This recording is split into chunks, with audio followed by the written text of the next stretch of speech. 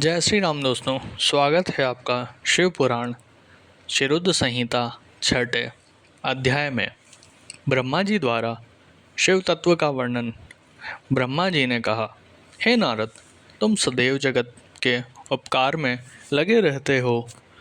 तुमने जगत के लोगों के हित के लिए बहुत उत्तम बात पूछी है, जिसके सुनने से मनुष्य के सब जन्मों के पापों का नाश हो जाता है। उस परम ब्रह्म शिव तत्व का वर्णन मैं तुम्हारे लिए कर रहा हूँ। शिव तत्व का स्वरूप बहुत सुंदर और अद्भुत है। जिस समय महाप्रलय आई थी और पूरा संसार नष्ट हो गया था, चारों ओर सिर्फ अंधकार ही अंधकार था। आकाश व ब्रह्मांड तारों व ग्रहों से रहित होकर अंधकार में डूब गए थे। सूर्य और चंद्रमा दिखाई देने बंद हो गए थे। सभी ग्रहों और नक्षत्रों का कहीं पता नहीं चल रहा था।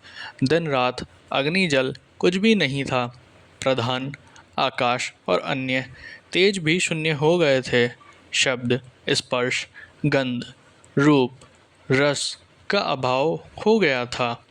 सत्य असत्य सब कुछ खत्म हो गया था। तब सिर्फ सत ही बचा था। उस तत्व को मुनिजन एवं योगी अपने हृदय के भीतर ही देखते हैं। वाणी, नाम, रूप, रंग आदि की वहाँ तक पहुँच नहीं है। उस पर ब्रह्म के विषय में ज्ञान और अज्ञान से किए गए संबोधन के द्वारा कुछ समय बाद अर्थात सृष्टि का समय आने पर एक से अनेक होने के संकल्प का उदय हुआ। तब उन्होंने अपनी लीला से मूर्ति की रचना की। वह मूर्ति संपूर्ण ऐश्वर्य तथा गुणों से युक्त, संपन्न, सर्व ज्ञानमयी एवं सब कुछ प्रदान करने वाली है। यही सदाशिव की मूर्ति है। सभी पंडित विद्वान इसी प्राचीन मूर्ति को ईश्वर कहते हैं। उसने अपने शरीर से स्वच्छ शरीर वाली एवं स्वरूपभूता शक्ति की रचना की। वही परम शक्ति प्रकृति गुणमयी और बुद्धित्व की जननी कहलाई। उसे शक्ति, अंबिका, प्रकृति, संपूर्ण लोकों की जननी, त्रिदेवों की माता, नित्या और मूल कारण भी कहते हैं।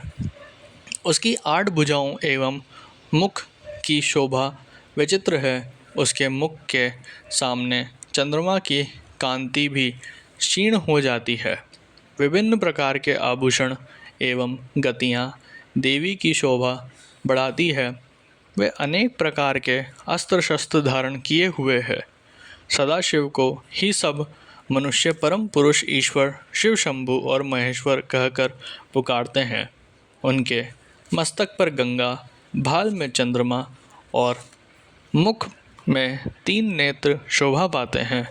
उनके 5 मुख हैं तथा 10 भुजाओं के स्वामी एवं त्रिशूलधारी हैं। वे अपने शरीर में भस्म लगाए हैं।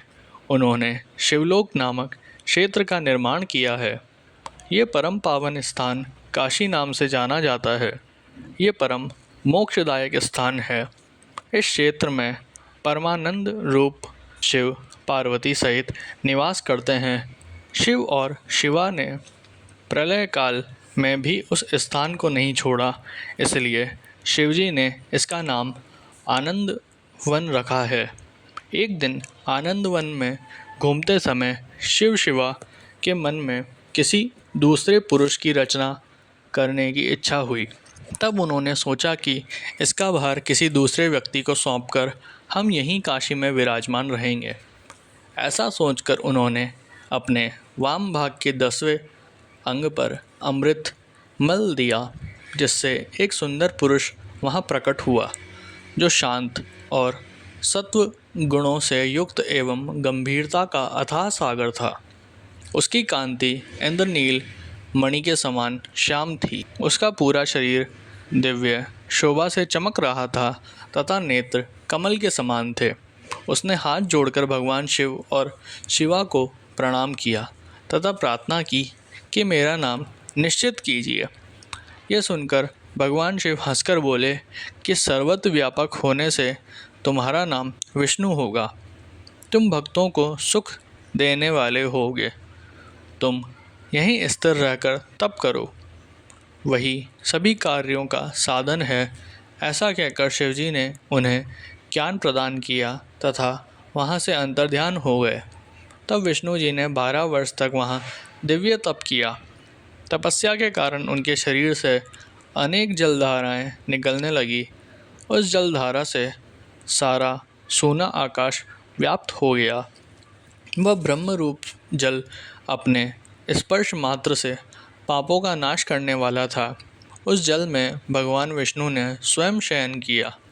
नार अर्थात जल में निवास करने के कारण ही वे नारायण कहलाए। तभी से उन महात्मा से सब तत्वों की उत्पत्ति हुई। पहले प्रकृति से महान और उससे 3 गुण उत्पन्न हुए तथा उनसे अहंकार उत्पन्न हुआ। उससे शब्द, स्पर्श, रूप, रस और गंध एवं 5 भूत प्रकट हुए। उनसे ज्ञानेंद्रियां एवं कामेंद्रियां बनी। उस समय एकाकार 24 तत्व प्रकृति से प्रकट हुए एवं उनको ग्रहण करके परम पुरुष नारायण भगवान शिवजी की इच्छा से जल में सो गए।